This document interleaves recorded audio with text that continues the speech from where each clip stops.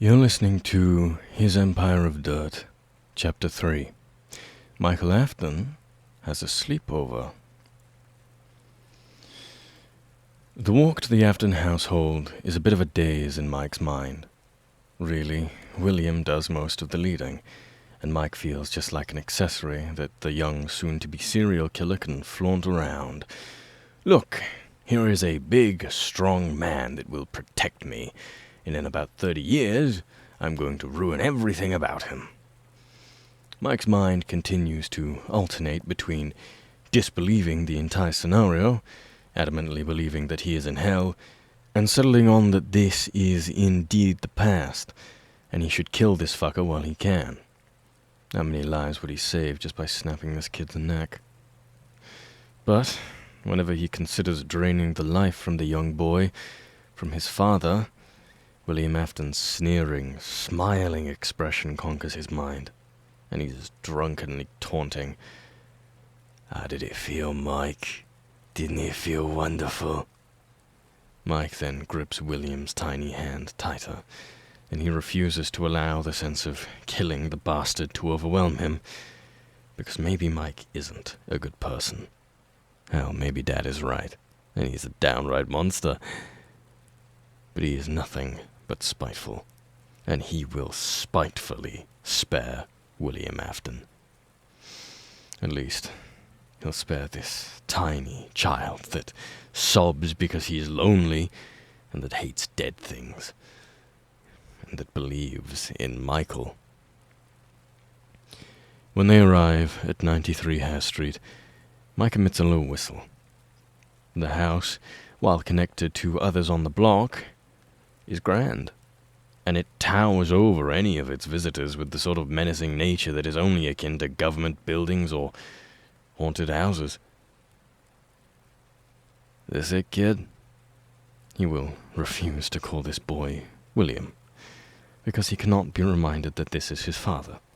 It will drive him madder than he already is. William frowns. Yes, this is it.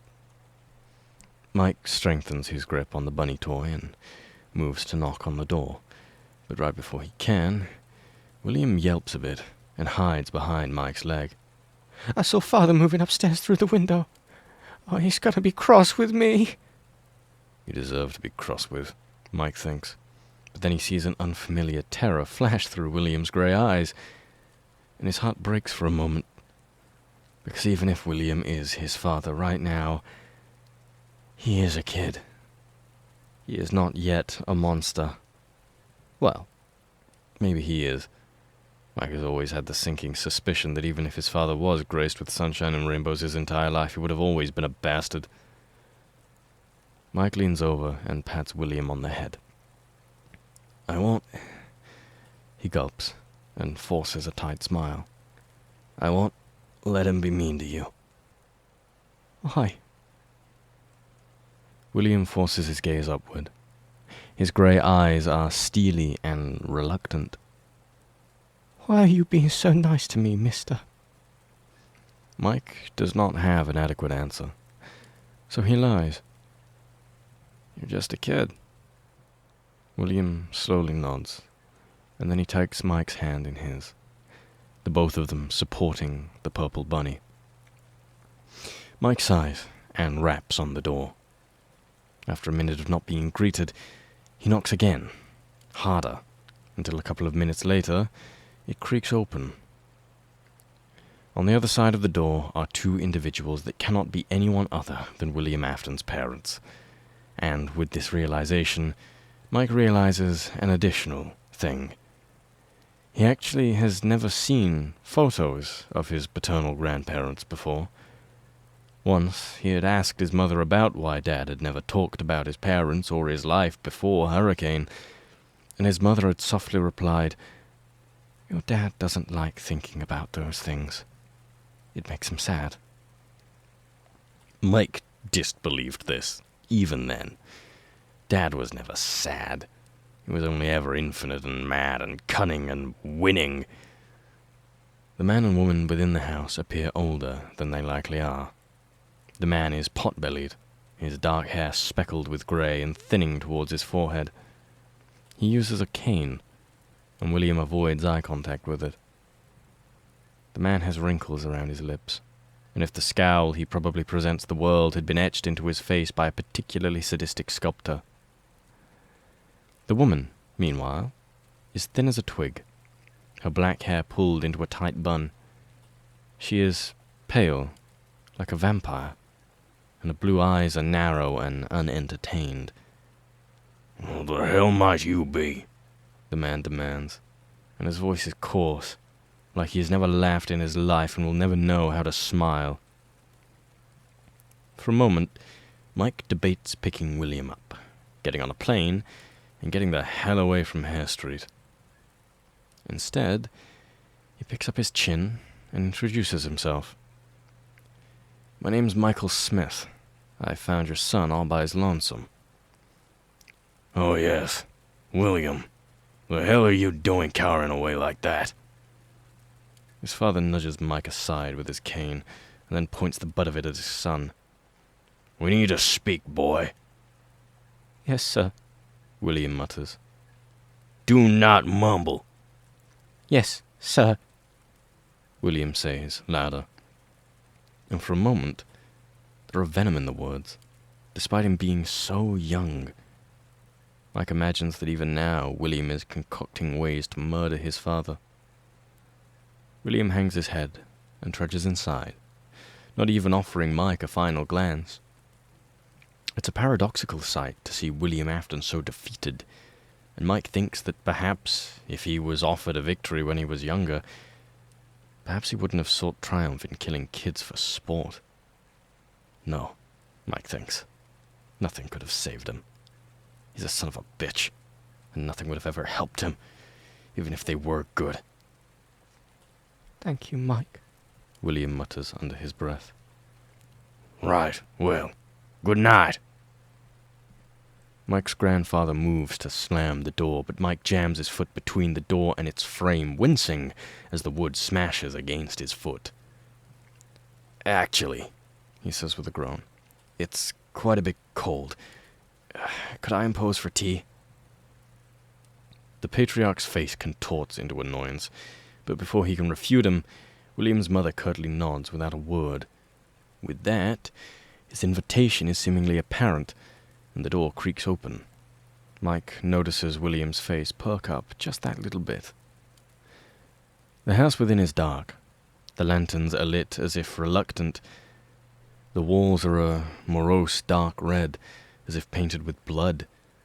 The kitchen is to the immediate left, a lounge area to the right, the rest of the house blocked off by walls. The staircase before him spins upward, as if infinite. "I need to have words with the boy." William's father snatches his wrist, to which William suppresses a yelp and stares daggers at the floor. "Beatrice, if you would." "Yes, John."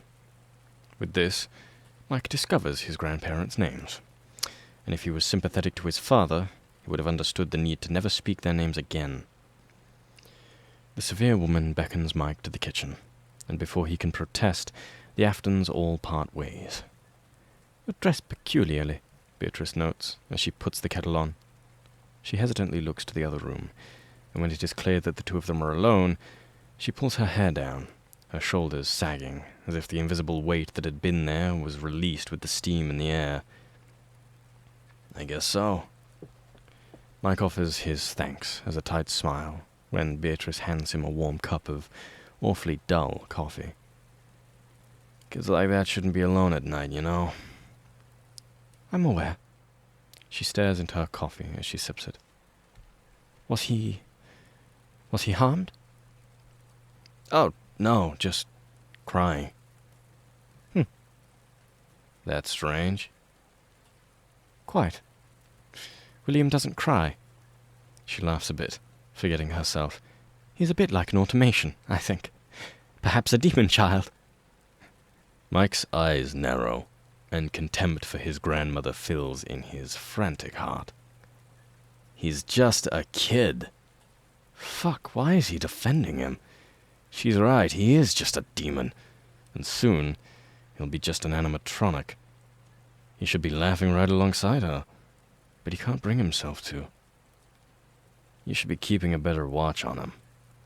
Her small eyes widen a bit, and as if possessed, she nods, a puppet pulled by strings. Then, a crash emanates in the other room, and she yelps. She's frozen still, or perhaps she knows what this crashing means, and is either resigned with it, or even encouraging. But Mike springs into action, setting his tea down on the table and rushing into the lounge area. John is balancing on one foot, his cane held tight in his right hand, his eyes wide with anger.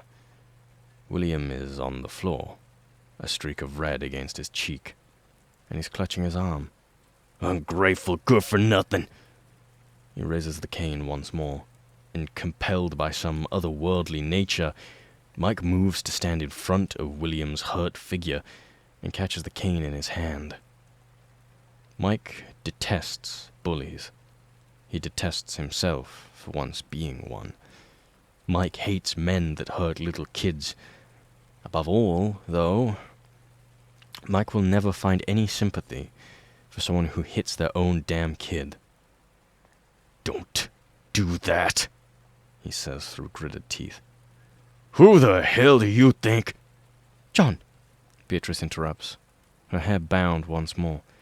Don't you think it's late? You've had quite an awful day. John huffs, snatching his cane away from Mike's grip and settling it on the floor, balancing his weight against it. We should be going to bed, dear. John glares at Mike, then his son, and then sighs. You want to be put up for the night, don't you? Or some sort of monetary reward for returning this thing to us? Mike's shoulders stiffen as he thinks of the little kid being left alone in a house with this infuriated bastard. Staying the night would be delightful, sir. Right. Beatrice, see to it. Without as much as an excuse, apology, or farewell, John turns from the room and makes his way upstairs. Beatrice stares from her son's crumpled form to the stranger that had saved him twice now. You may take the couch.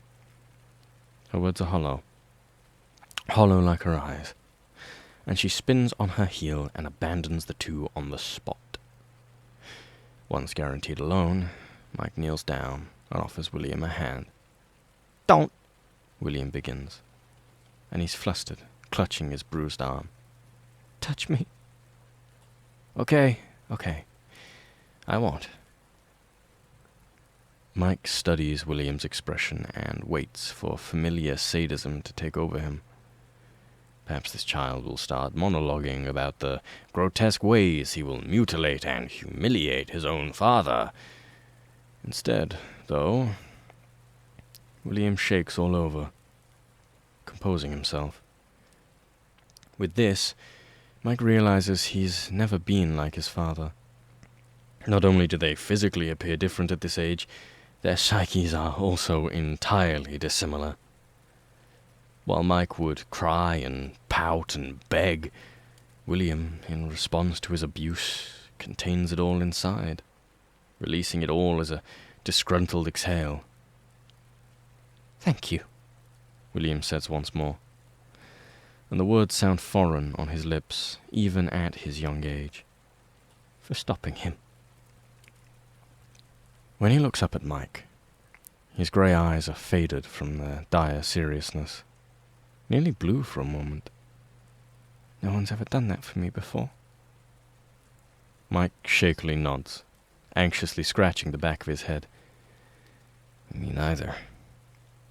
William hesitantly looks to the stairwell, and when his parents' door shuts, he excitedly looks to Mike. Would you like to see my room? Before Mike can refute and crash on the couch, but he doubts he'll be able to sleep with his mind and heart racing 1,000,000 miles per second, William grabs his hand and escorts him upstairs. He closes the door to his room behind them and locks it, though Mike is positive that he isn't allowed to. The room itself is just as dark as the rest of the house, a dim light flickering above them. There's a desk, a bed, a closet, and not much else. When William reaches into his desk, though, something about the petite room comes to life. He withdraws a few toys, a rabbit, a fox, a clown, and winds the backs of them, and they spring to life, jumping and chasing and walking all throughout the room. They're painted crudely, but the interlockings and cogs between them are masterful. Where'd you get those? Mike inquires, as he sits crisscrossed on the floor, the rabbit in his hand present, as the new rabbit hops over to him. William leans over, proudly, smugly, and announces, "I made them." Mike swallows hard, ignoring the side of the fox, pondering if the young William had crafted these toys and imagined stuffing bodies within them. "These are really impressive," he admits. Because it is. It is near impossible for a boy his age in this time to craft things like these. Do you make things like these a lot? When Father isn't here, William softly admits. These are my friends. The wave of the completely non-surprising revelation that William Afton has no friends washes over Mike, and for a moment, he feels bad for the kid. There's nothing worse than being alone. Some people are alone for a reason, though. That Mike understands. One day, the world is going to see my inventions, and they'll... William trails off, embarrassed. I'm going to get ready for bed. Mother said you can have the couch. Yeah, kid, I'll... Do you want to... Well, do you want to stay up a bit with me? William asks, nearly sheepishly so. I don't get much sleep. This will be true for the rest of his life, Mike knows, because his father nearly always had dark circles under his eyes from a lack of sleep. Sleep's important, kid. I know. Do you want to stay out with me? His tone is insistent, and despite being so young and weak, Mike will always be scared of exacting his father's wrath. So he curtly nods. William beams. I'm going to use the washroom. I'll get you a blanket. He bounces from his toes to his heels and exits the room. Mike sighs, finding finally a moment alone. He watches the toy fox dart under the bed, and he lifts the sheets to look underneath to recover the toy. It's bumping up against something, and when Mike rummages through, his hands clasp around a notebook. For a moment, he fills with shame at the thought of going through someone's personal belongings. But then he brushes that aside, because screw that, his dad had never told him anything about his past, and he deserves to know at least a bit. He leans against the bed and flips through the journal, quickly revealed to be a diary. June 8th, 1948. Father was cross today. Again. It's the anniversary of him coming back home from fighting a few years ago. I do not remember if he used to be nice. All I know is that he did not always walk with a cane. If only the bullet had hit him higher. Hit to the stomach would have done him in than a bullet to the leg. Mike shudders, but at the same time, he understands the need to finally be rid of your father forever. July 17th, 1948. No one checks up on me. I can't sleep. There are these monsters under my bed and in my closet. It's a hooded man a lot of the time. I think he's coming to take me away. I can't sleep. I can't ever sleep. If I go to sleep, I will never be able to open my eyes again. I'm so scared that I'm going to die. But really, what is there to live for? September 1st, 1948. I do not understand my brain. Why do I think like this? I don't understand why everyone hates me. I don't understand why I want to hurt all of them. My birthday's next week. I asked Mother for a new screwdriver for my friends. I imagine I will receive nothing. September 10th, 1948. Grandfather died today, in the hospital. I could imagine that his body was father's, and that made me smile. I wish I had friends to tell this to, journal. I wish. But wishes don't come true. Atop the next journal entry, there's no date signed. I'm gonna be such a better dad one day than this arsehole ever was. Mike startles when the doorknob turns, and he hastily stuffs the journal underneath William's bed.